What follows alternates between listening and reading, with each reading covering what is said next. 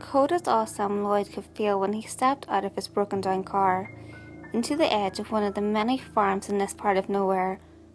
Cold. It was a summer night, for goodness sake.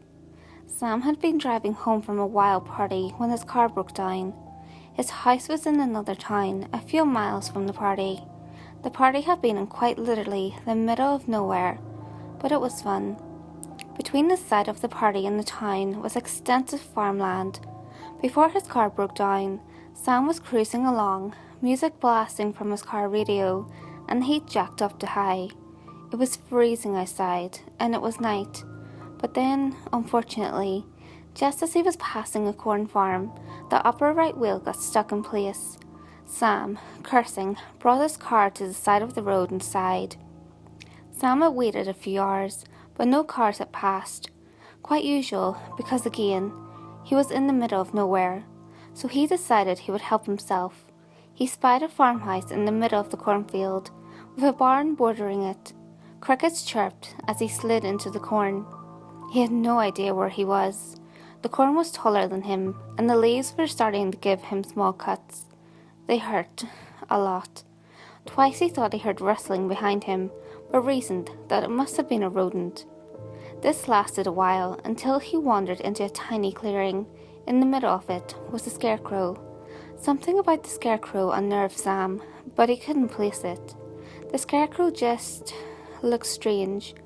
Sam touched the scarecrow and jerked his hand away as he touched something wet. He looked at his hand, but it was hard to see the colour of the liquid because it was so dark. He reasoned it was water and kept going.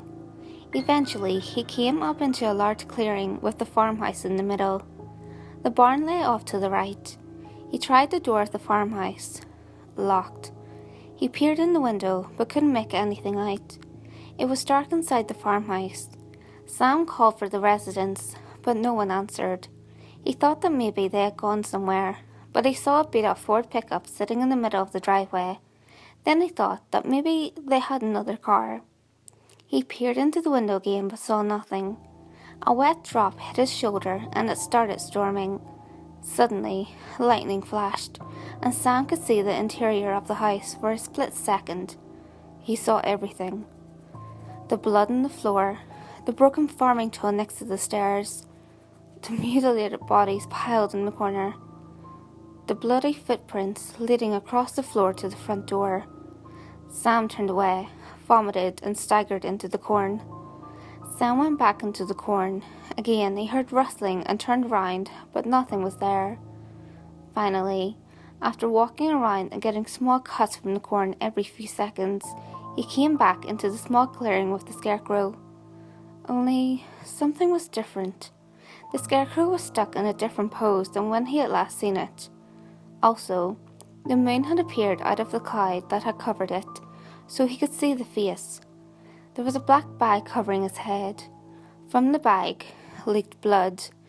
Then Sam heard more rustling behind him. Sam started running.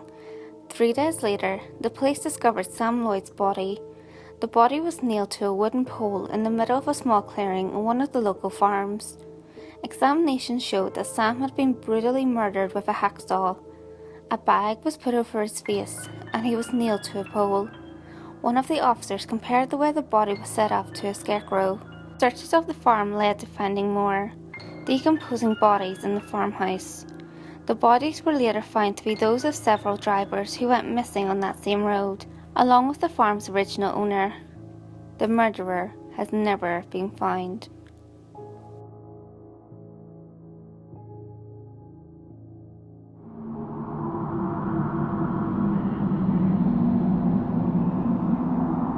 Hey guys, if you enjoyed this video, give it a thumbs up and share it with your friends.